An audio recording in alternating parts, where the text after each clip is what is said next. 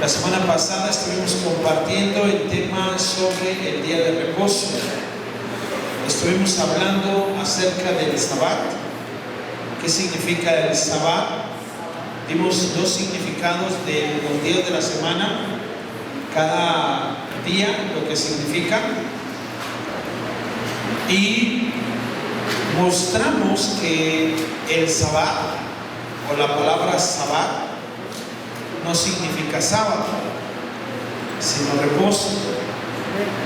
Y explicábamos que cada día de la semana tiene un significado del calendario gregoriano, porque son palabras que vienen en latín, y cada palabra de nuestro calendario gregoriano, de sus significados en inglés, cada día de la semana tiene un significado.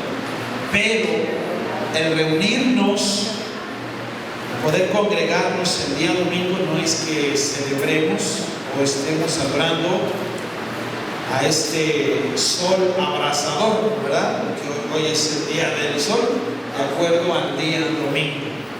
Pero este es el día del Señor. Amén.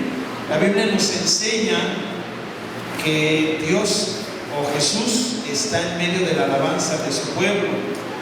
Por eso es muy importante igual aclarar la gran importancia del día de reposo, porque recordemos que en 6 días creó Dios los cielos y la tierra.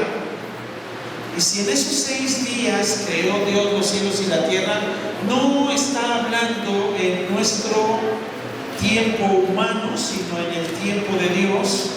Y en el tiempo de Dios la Biblia nos enseña que para Dios un día es como 1000 años y 1000 años como un día. Entonces eso nos deja una enseñanza acerca de el tiempo en donde Dios creó los cielos y la tierra, tiempo de Dios, 6000 años.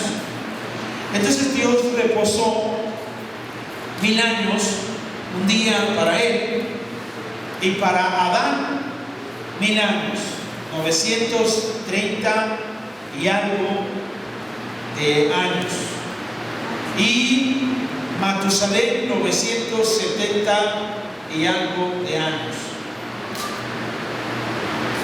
¿Qué nos enseña? Que en ese tiempo que vivió Adán, Dios estuvo descansando, no hizo absolutamente nada, el pueblo se corrompió, hizo lo que quiso de esa forma. Ahora, quiero que veamos esta segunda parte de lo que es el día de reposo. Y quiero que abra su Biblia, por favor, en el libro de Hebreos, capítulo 10, verso 25. El libro de Hebreos, capítulo 10, verso 25. Dice Hebreos 10, 25, no dejando de congregarnos, como algunos tienen por costumbre, sino exhortándonos, y tanto más cuando veis que aquel día se acerca. Amado Señor, queremos darte a ti la gloria y la honra. Muchas gracias, Padre, porque nos permite reunirnos en tu nombre. Hoy en este día, Señor, queremos exaltarte y glorificarte, que tu nombre sea exaltado. Nos gozamos, Señor, al igual como lo dice tu palabra, que tú estás en medio de la alabanza de tu pueblo. Y con este gozo, deleite, Señor, queremos honrarte y también queremos escuchar tu palabra. Dice a tu iglesia, Señor, que está presente. Oramos, Señor, por aquellos hermanos que no pudieron venir, que no están. Oramos, Señor, para que sea tu palabra, Señor, trayendo una convicción y un redarguir a sus corazones, para que también no dejen de congregarse, sino que lo puedan hacer y puedan adorarte a ti como nuestro único Dios verdadero. Háblanos en esta tarde, Señor, para que también nosotros podamos comprender lo que dice tu palabra. Oramos en el nombre de Cristo Jesús. Amén. Amén. Es algo muy importante y es algo muy delicado, porque cuando hablamos del día de reposo, el día de reposo nos enseña que tenemos que aprender a congregarnos. El escritor del libro de Hebreos dice, no dejando de congregarnos. Esa es la gran importancia del congregarse. Miren, hay personas que por X y razón a veces no nos congregamos por motivos de urgencias y no se congrega uno. Usted recuerda bien lo que vimos la semana pasada de la actitud que tenía Jesucristo acerca del día de reposo. Hay partes que son como una forma urgente, el de poder cuidar o guardar el día de reposo. Lo que dice Jesucristo acerca del día de reposo y cuán importante es también. Lo vimos lo que la iglesia hacía y qué días se reunían. La Biblia nos muestra, nos enseña que la iglesia primitiva se reunía todos los días. En particular dice que el primer día de la semana ellos también se reunían por dos enfoques o por dos motivos. Uno que era el partimiento del pan y también el poder compartir las ofrendas. De esta forma podemos ver que el libro de Hebreos nos enseña, nos motiva y dice no dejando de congregarnos. Y usa una palabra muy importante y dice como algunos tienen por costumbre. Entonces, diga conmigo costumbre. Costumbre.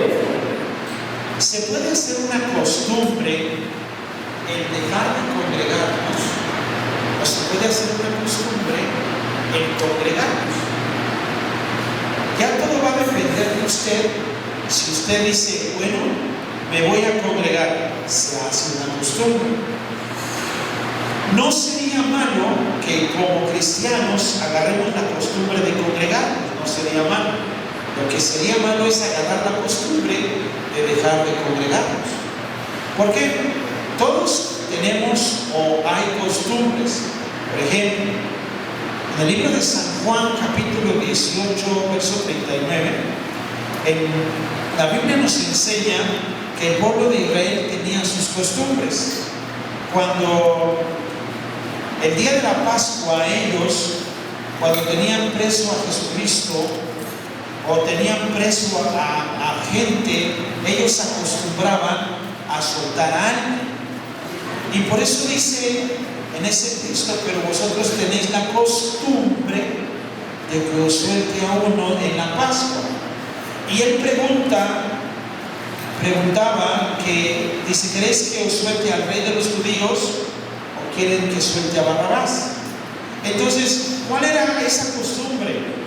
La costumbre era soltar a alguien. Se había hecho una costumbre, no solamente porque estaba Jesucristo ahí, sino que todo el tiempo se había hecho una costumbre. En el libro de Lucas también nos enseña, en el capítulo 2, verso 42, que se había hecho una costumbre subir a Jerusalén a la fiesta, y todos tenían esta costumbre porque cuando Jesús tuvo 12 años, dice que subieron a Jerusalén conforme a la costumbre de la fiesta. Ahora, la gente hoy en día tiene sus propias costumbres. Hay personas que tienen la costumbre del día domingo ir a jugar fútbol. Ellos tienen esa costumbre. ¿Tú qué haces los domingos? Voy a jugar fútbol, ¿no? Me gusta el fútbol. Y los domingos lo agarran para ir a jugar fútbol. Es una costumbre. Ellos la tienen por costumbre. Hay otras personas que tienen sus salidas a los parques. Ellos dicen, bueno, yo ya trabajé, me voy a ir al parque con mi familia, me voy a ir a Chapultepec, me voy a ir a una arboleda, no sé, y se van, hacen sus salidas. Es su costumbre. Hay otras personas que el fin de semana lo agarran para alcoholizarse. Esa es su costumbre, porque dicen, bueno, yo ya trabajé 6 días, ya me maté, ya me merezco mis buenas caguamas, ¿verdad? Va y se compra sus caguamas y se alcoholiza, ¿no? Es su costumbre. O el tabaquismo, cuando la persona lo agarra por costumbre, bueno, yo ya trabajé toda la semana, creo que me merezco un buen tabaco. Y entonces lo toman como una costumbre. Hay gente que los domingos incluso lo agarran para ir al tianguis. Y también lo usan como una costumbre. Y dicen, bueno, vamos al tianguis. ¿A qué? Pues no sé, vamos a ver. A veces no compran nada y solamente van a ver, ¿no? Como en las chácharas. Vamos a las chácharas. ¿A qué? ¿Qué vas a comprar? Nada más. Para ver qué hay. Y lo agarran de costumbre. Es una costumbre. La gente tiene sus propias costumbres. Hay gente que quiere el trabajo. Ya trabajó, pero quiere más trabajo. Y lo agarran como una costumbre. Entonces todo esto es parte de lo que la gente hace. Yo quiero que voltees a ver a tu hermano que estás a tu lado y quiero que le preguntes, ¿cuál es tu costumbre? ¿Cuál es tu costumbre? Ahora, si a usted le preguntan, oye, ¿tú qué haces los domingos? Yo voy a la iglesia. ¿Y no te aburres de ir a la iglesia? No. O bueno, yo no me aburro de ir a la iglesia. ¿Por qué? Porque se agarra como una costumbre, ¿cierto? Es una bonita costumbre. Es algo que agarramos, lo deleitamos, lo disfrutamos. Mire, aquí estamos asándonos, ¿verdad? Estamos en el sauna y aquí estamos, ¿cierto? ¿No? Para honra y gloria del Señor. Entonces, es más, si levantamos la mano, sudamos. Si nos saludamos, sudamos. No. Es muy importante el poder comprender que el día del Sabbat, el día de reposo, es para adorar y alabar el nombre de Dios. Quiero que por favor vayan al libro de Isaías, capítulo 66, verso 23, y quiero que vean el por qué la gran importancia de no dejarse de congregar. Dios quiere que nos congreguemos, sí. Desde el Antiguo Testamento Dios le decía al pueblo de Israel que se congregara, que estuviera congregado. Y era mucho el pueblo de Israel, sí. Se había creado hasta lo que era el templo, pero era el pueblo mucho que tenían que ir en diferentes horarios. Pero en el libro de Isaías, capítulo 66, solo el versículo 23 nos dice, y de mes en mes, y de día de reposo, en día de reposo, vendrán todos a adorar delante de mí. ¿Quién dice? Jehová. Entonces, ¿qué quiere Él? ¿Qué quiere Él? Que vengamos, que lo adoremos, que le cantemos, que nos gocemos, que nos deleitemos, que podamos comprender que el día del Sabbat, el día del reposo, es detenernos para adorar. 6 días trabajamos y el séptimo se lo dedicamos a nuestro buen Dios. Y no solamente esto, sino que comprendemos que la iglesia primitiva, la Biblia nos enseña que todos los días ellos se reunían, ellos estaban compartiendo el pan. ¿Qué era lo que hacía la iglesia primitiva en el día de reposo? Pablo, en 1 Corintios capítulo 14, verso 26, ve algo muy importante en la iglesia de los Corintios. No solamente en la iglesia de los Corintios, sino dentro de lo que son las iglesias. Porque no solamente era como agarrar la cultura judía. No era el fin de volverse al judaísmo, sino de poder agarrar las escrituras y poder vivir lo que dicen las escrituras. En 1 Corintios 14, verso 26, Pablo está hablando acerca de los dones espirituales desde el capítulo 12, capítulo 13 y capítulo 14, y está hablando acerca de los dones y está enfocado acerca de las lenguas. Pero él pregunta en el verso 26 y dice, ¿qué hay pues, hermanos, cuando os reunís? O sea, ¿qué día te reúnes? O sea, sin importar el día que te reunieran, dice, cada uno de vosotros tiene salmo, tiene doctrina, tiene lengua, tiene revelación, tiene interpretación. Hágase todo para edificación. Entonces hay 5 prácticas espirituales de lo que nos está mostrando tan solo Pablo aquí, de que cuando uno se reúne.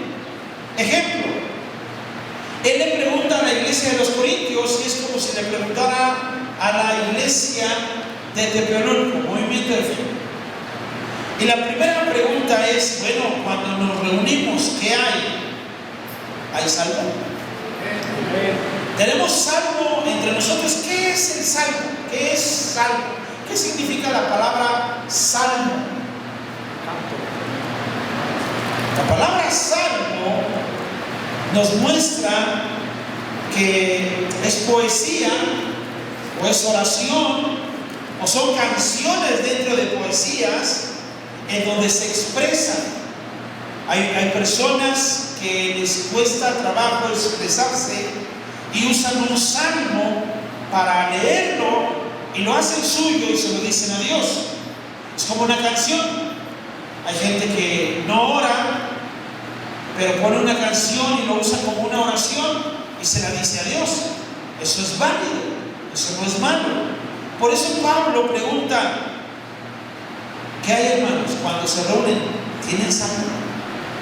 Y el salmo entonces es música, canciones, poesía, oraciones dentro de esas oraciones. Y luego dice doctrina. ¿Qué es doctrina? La doctrina es la enseñanza, es el estudio, es donde uno se sienta a aprender y el otro se sienta a enseñar. Ahí es donde hay doctrina. Y luego añade lengua. ¿Qué es lengua? Él está hablando del don de lenguas.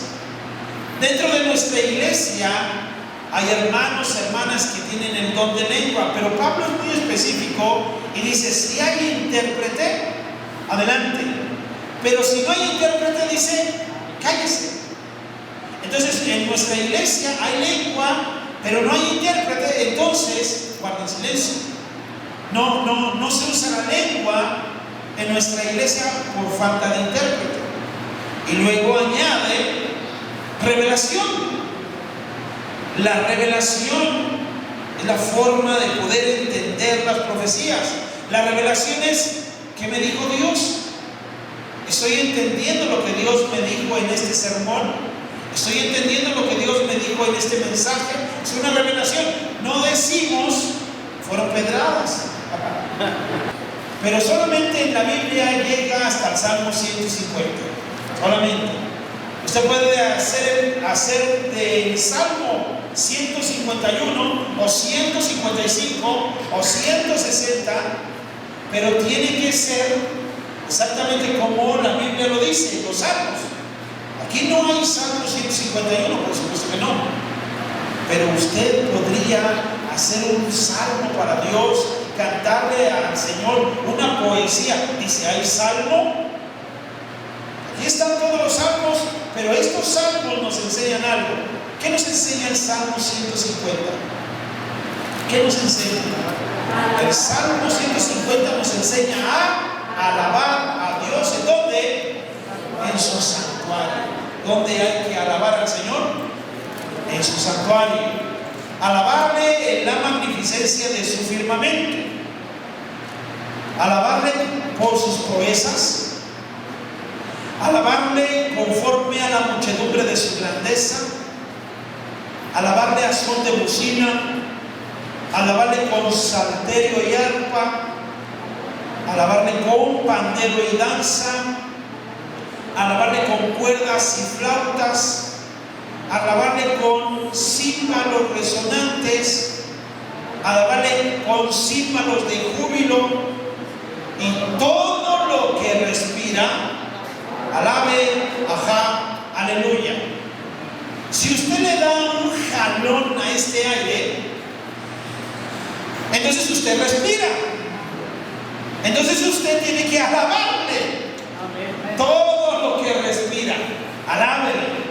¿Por qué le tenemos que alabar? Bueno, tan solo este salmo nos muestra la forma de que tenemos que alabarle. Y si tenemos que alabarle al Señor, primero tenemos que entender que hay que alabarle en su santuario. Este es su santuario. Aquí venimos a alabarle, ¿cierto? Para eso es el día del sábado.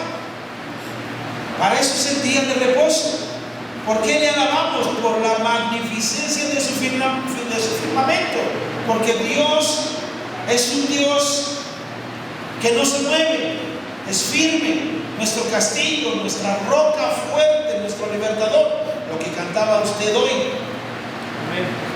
¿Por qué más lo alabamos? Por sus proezas. ¿Qué es una proeza? Una proeza es una hazaña, es la valentía y la acción valerosa de lo que hace Dios. Dios no se acobarda ante nadie, ni se atemoriza ante nadie. Dios, por eso se le alaba por sus proezas, por todo lo que hace, por todo lo que sabemos que hizo desde el Antiguo Testamento y por lo que ha hecho en tu vida. Por eso se le alaba. Hay formas en que Dios te ha bendecido, que tienes que darle gracias a Dios por todo lo que Él te ha bendecido. Y uno podría decir, bueno, eso ya se lo dije. Pues repíteselo siempre. Díselo siempre, díselo cada rato. ¿Tienes techo? Dale gracias a Dios todos los días. ¿Tienes alimento? Dale gracias a Dios todos los días. ¿Tienes trabajo? Agradécele por el trabajo. Es lo mismo que estábamos mencionando hace un momento. Normalmente luego les pregunto cómo estás. ¿Qué dice la buena vida? ¿Cierto? A veces les pregunto, ¿qué dice la buena vida? Algunos me dicen, muy bien. Otros me dicen, ¿buena vida? ¿Buena vida? Y no la ven como buena. Y yo les digo, ¿estás vivo? ¿Cierto? Sí. ¿Estás sano? ¿Cierto? Sí. ¿Tienes salud? ¿No estás en un hospital? Bueno, pues eso sí. Entonces, buena vida. ¿Qué dice la buena vida? Estamos aquí, no estamos en un hospital, no estamos tendidos en una cama. Es buena vida. Comemos, tenemos hambre. Miren, yo estoy escurriendo el sudor, sudamos, sentimos. ¡Qué buena vida! ¿Cierto? Llegará el momento que haga frío y hay que disfrutar del frío. Ahora el frío hay que disfrutarlo, cobija, chamarras y gripa. Bien dice el Señor y nunca se equivoca, Jehová es mi pastor y nada me faltará. Hasta eso, hasta la gripa nos da, ¿cierto? Nada nos faltará. Eso es. ¿Por qué lo alabamos?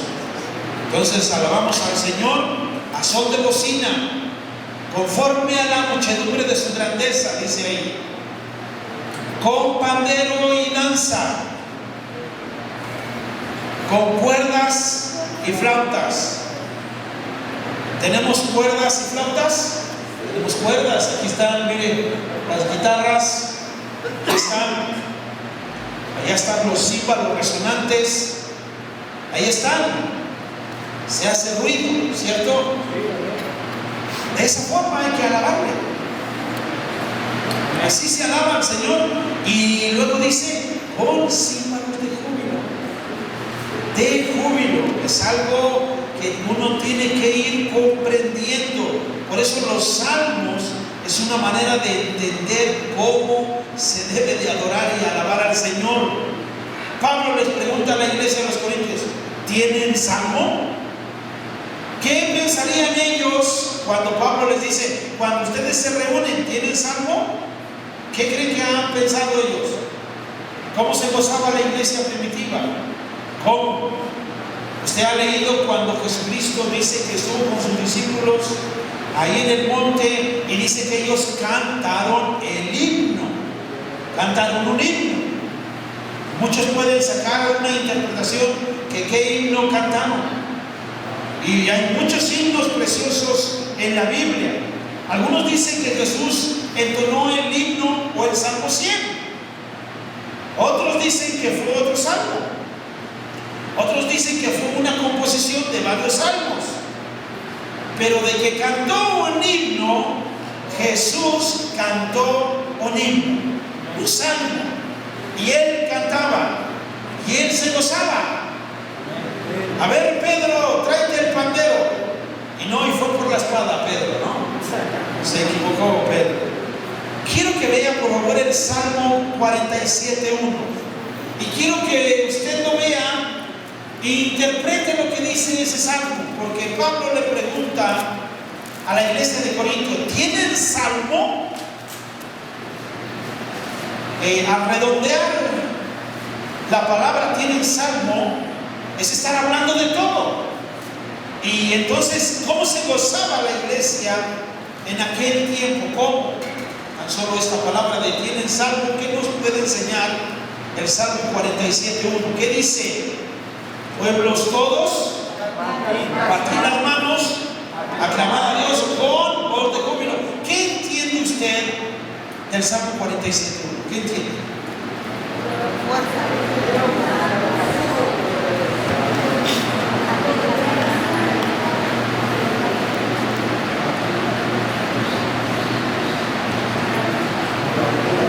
Casi no lo escuché, perdónenme, casi no lo escuché. Cantar a Jehová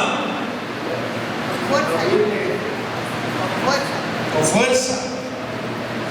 ¿Qué entiende usted con el Salmo 47:1? ¿Qué entiende usted con la palabra que dice ahí "batid las manos"? Ahí prácticamente parece que dice que aplaudamos, ¿cierto? Batir las manos es como hacer esto, ¿no? Algo así, ¿no? ¿O cómo se bate una mano? A ver, ¿cómo se bate una mano? Yo veo a hermanos que se gozan, que mueven sus manos y hacen muchas cosas para adorar y glorificar el nombre de Dios. Quiero que por favor vea el Salmo 98:4. Por ejemplo, nosotros nacimos en una iglesia bautista conservadora. En esa iglesia bautista conservadora, ahí solamente se usaban himnarios. Y nos parábamos de esta forma y cantábamos.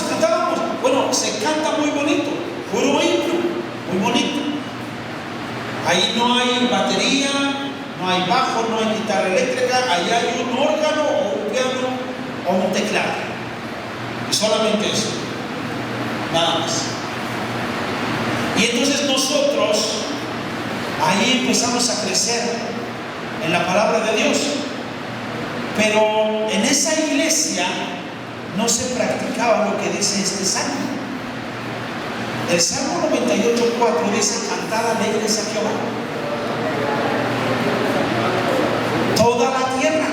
¿Sí dice así? Sí, toda la tierra. Está hablando de todos. Eso es. Levantar la voz y hablar. Aquí se dice aplaudir. Aquí es más claro, ¿cierto? Y cantar salmos. Cantar salmos. Y en nuestra iglesia, donde nosotros nacimos, ahí no se aplaudía. Pero curiosamente, nosotros veíamos esto y aplaudíamos. Y entonces el pastor se acercó con nosotros y nos llamó y nos dijo claramente: aquí en esta iglesia no se aplaude. Si ustedes quieren quedarse, quédense, pero en esta iglesia no se aplaude. Y si ustedes tienen esa forma de aplaudir, hay iglesias donde se aplaude y pueden ir. Así nos dijo. Y apenas empezábamos en la palabra. Uno podría decir: ya no voy a ninguna iglesia. Pero nosotros fuimos porque queríamos conocer del Señor y queríamos crecer en su palabra. Fuimos a otra iglesia donde se aplaudía, donde danzaban, se gozaban, y es un deleite, como algunos de ustedes lo hacen. Pero hay formas de expresar el deleite, ¿cierto? La alegría. Porque hay personas que están tan alegres que le cantan al Señor alegremente así. Pero es un canto de júbilo y está. Y así está. Y goces, hermano. Y otros lo expresan de otra manera. con los alemanes. Por ejemplo, vemos al joven que está acá, cómo se expresa. Él se expresa, él habla, él lo grita, él lo dice, él se mueve, él lo expresa. Está muy bien. Hay hermanos que, incluso la Biblia nos dice que en el cielo, ¿verdad? Usted lo sabe, la Biblia dice que en el cielo va a haber alabanza, va a haber júbilo, va a haber cantos, va a haber fiesta en el cielo. Si hay fiesta en el cielo por un pecador que se arrepiente, imagínense cuando todos estemos allá, ¿qué pachambón no va a haber? Ahora, pero imagínense aquellos que adoran al Señor y se regocijan seriamente. O bueno, yo los veo serios, pero dicen que ellos se gozan así. Imagínense que uno le diga, wow, mira las calles de oro. Y que diga, oh, sí, sí. Mira el mar de cristal, qué padre. Sí. ¿Por qué no te gozas? Y a lo mejor esa es la forma de cómo se expresan su alegría o su gozo. Pero no creo que esa sea la forma, porque estoy seguro de que hay una manera de alegrarse, hasta para cantarle el hombre a la mujer se expresa, ¿cierto o no? Por muy serio que sea, el hombre se expresa y lo dice, ¿no? Como cuando vi al hermano que le cantó a su, qué precioso. Sí. Parecía la viva imitación de Raúl Carlos. ¿Verdad? ¿Y a poco no fue una forma expresiva? Entonces, cuando le cantamos a Dios, es una forma expresiva. Nuestras manos cantan, nuestra forma corporal canta. Por eso la Biblia nos dice: todo lo que respira, alabe al Señor. Apláudale, levante sus manos, adórele, gócese en la presencia del Señor. Si usted no se puede mover ahí, al menos haga esto. Yo desde allá atrás, pues no me muevo mucho, pero al menos ¿no? Algunos movimientos. En esa iglesia de donde nosotros veníamos, como era una iglesia conservadora, nosotros salimos a otra iglesia. Ahí fue donde conocimos a unos hermanos de la misma iglesia, que hoy nosotros adoptamos ese nombre, Movimiento de Fe. Y adoptamos ese nombre, y esa iglesia igual era una manera muy alegre de cantar, muy gozosa.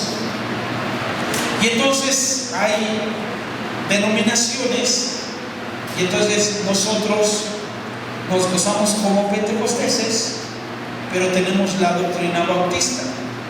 Entonces a veces chuscamente les digo que somos pentecostistas, ¿verdad? Porque ni somos pentecosteses, pero tampoco somos demasiado conservadores. Y tenemos esa rama bautista en la doctrina. Pero el gozo proviene del Señor, que es su palabra. Pero para poder identificar bien a una denominación pentecostés, son aquellos que se gozan y brincan y saltan, y de esa forma lo celebran. Entonces Pablo le pregunta a la iglesia de Corinto: ¿tienen salmo? ¿Qué les estaba preguntando entonces Pablo al decirles si ellos tenían salmo? ¿Qué les estaba preguntando? ¿Hay música? ¿Hay poesía? ¿Hay canciones? Cuando se reúnen hay esto. No solamente a la iglesia de los Corintios, sino también a la iglesia de Éfeso. En Efesios 5:19 los anima, los exhorta a que hagan lo mismo. Él les dice en Efesios 5:19: hablando entre vosotros con salmos, con himnos y cánticos espirituales, cantando y alabando al Señor en vuestros corazones. Estamos viendo una iglesia gozosa, una iglesia que se goza, una iglesia que se regocija. Colosenses 3:16, también a la iglesia de Colosa se le exhorta para que haga lo mismo. Y dice Colosenses 3:16, la palabra de Cristo mora en abundancia en vosotros, enseñándoos y exhortándoos unos a otros en toda sabiduría, cantando con gracia vuestros corazones al Señor con salmos e himnos y cantos espirituales. Entonces, la forma de gozarnos es agarrar un salmo, cantar cánticos, y es la manera de poder comprender qué se hace entonces en el sábado. ¿Qué se hace? Hay gozo, hay regocijo, hay alegría. Amén. Amén. Muy bien, con ese entusiasmo seguimos. Pablo también les pregunta, ¿hay doctrina? Vayamos a esta parte de la doctrina. Nuestra iglesia Movimiento de Fe, ¿tiene salva? Sí, tiene salva. Ahora vamos a ver si tiene doctrina, porque de estas 5 cosas que Pablo menciona, una de ellas es la que hace la balanza en las otras 4. Y la que hace la balanza en las otras 4 es esta, la doctrina. Sin doctrina no hay balanza. ¿Por qué? Porque uno podría tener música, alabanza, gozo, 4 horas y un pequeño mensaje. Entonces careceríamos de un adoctrinamiento. Y la doctrina de la palabra latina significa ciencia, sabiduría. Es aquí donde nos muestra cómo nosotros tenemos que entender que la palabra también proviene de doctor o de docente. Si podemos comprender que la forma de adoctrinamiento es adquirir sabiduría, porque la doctrina no solamente es el poder entender algunas cosas de doctrina, sino de poder entender la sabiduría de lo que Dios nos está dando. De la palabra griega, doctrina es dogma, y también se refiere al pensamiento o a un principio doctrinal. Entonces, usted puede ver que Pablo les está preguntando a la iglesia, ¿tienen salvo? ¿Tienen doctrina? A ver, y de esta forma la iglesia tiene que comprender que la base de todo creyente es la doctrina. Si usted mal aprende, es la doctrina que usted aprendió. Ahí es donde vamos comprendiendo bien el adoctrinamiento. Porque cuando se mal aprende, así se mal enseña. Quiero que vayamos a Proverbios capítulo 1. Proverbios capítulo 1, versículo 2.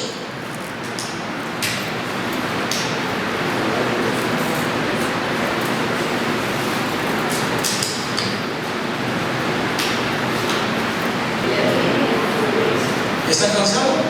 ¿Tiene sueño? Puede estirarse tantito si gusta. De verdad. Puede moverse. Ah, que no se despierte. Estás haciendo ojitos. Bien, estás haciendo ojitos. No se estira. ¿Ven?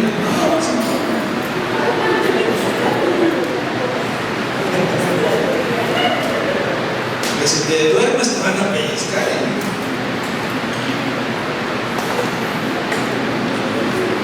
Muy bien, Proverbios capítulo 1, versículo 2 dice, para entender sabiduría y doctrina, para conocer razones prudentes, para recibir el consejo de prudencia, justicia, juicio y equidad, para dar sagacidad a los simples y a los jóvenes inteligencia y cordura. Oirá el sabio y aumentará el saber, y el entendido adquirirá consejo. Para entender proverbio y declaración, palabras de sabios y sus dichos profundos, el principio de la sabiduría es el temor de Jehová. Lea al final, un poco fuerte.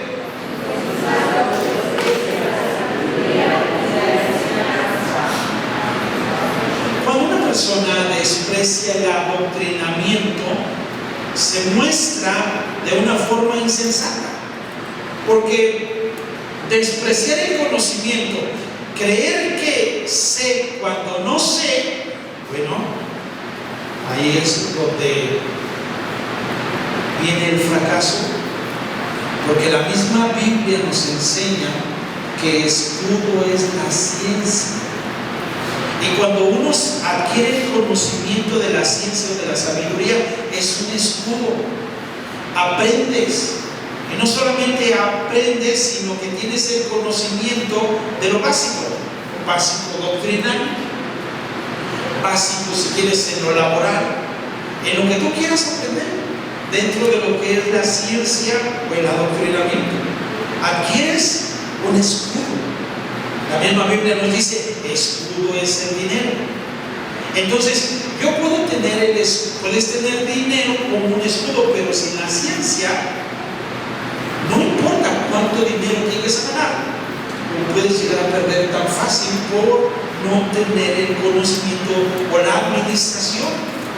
Entonces, el adoctrinamiento es algo muy importante en nuestra vida. Necesitamos adoctrinarnos, sí. Desconozco de algo, entonces me siento a aprender. Y lleva tiempo, y sentarse y aprender lleva tiempo, es un proceso. Por eso uno va aprendiendo, y de lo que yo he aprendido y he entendido, es que hasta cuando se tiene que interpretar la misma palabra de Dios del griego, yo entendí que en el griego hay un alfabeto, pero también entendí que en el hebreo no se dice alfabeto sino alefato. Y cuando entiendes el lenguaje de lo que estás aprendiendo, adquieres el conocimiento. Y entonces hay personas que llegan a malinterpretar las escrituras usando una traducción en español al hebreo. Y es el grave error que las personas cometen de querer interpretar del español al hebreo, porque no se interpreta, no es raíz el español, sino el hebreo, y el griego es la raíz. Y de ahí se interpreta todo lo demás. Por eso entender doctrina, dice el versículo 2, para entender sabiduría y doctrina. Y es aquí donde pregunta Pablo, ¿tienen doctrina? O sea, ¿hay conocimiento? ¿Hay maestros que enseñen? ¿Hay disposición de aprendizaje? Eso es lo que está preguntando Pablo. ¿Qué pensaría la iglesia de los Corintios? ¿Por qué cree que Pablo le dice a la iglesia de los Corintios, son niños? ¿Por qué cree? Porque no tenían el conocimiento pleno. Ellos estaban haciendo lo que les venía la idea, pero no había un adoctrinamiento. Tenían todos los dones espirituales, pero no tenían el conocimiento, no tenían el adoctrinamiento. Ellos tenían que aprender a sentarse para poder comprender lo que ellos tendrían que hacer. Entonces, un insensato, dice el texto de Proverbios, que un insensato desprecia la sabiduría y la enseñanza. Yo no necesito de esto, de esta lectura, de esta enseñanza, que la desprecie. Pero no tenemos que despreciar nada. Todo lo que puedas leer, lee, aprende, edifica tu vida. Más dentro de lo que es la palabra de Dios, edifica tu vida. Conoce, para que así cuando tú puedas defender tu fe, la defiendas bien. No puedes tener bases bíblicas y entonces van a pasar a tu casa, van a tocar a tu puerta y te van a confundir. ¿Por qué? Porque no hay un adoctrinamiento, no hay una base, ni cómo lo defiendes. Tienes que aprender a defender tu propia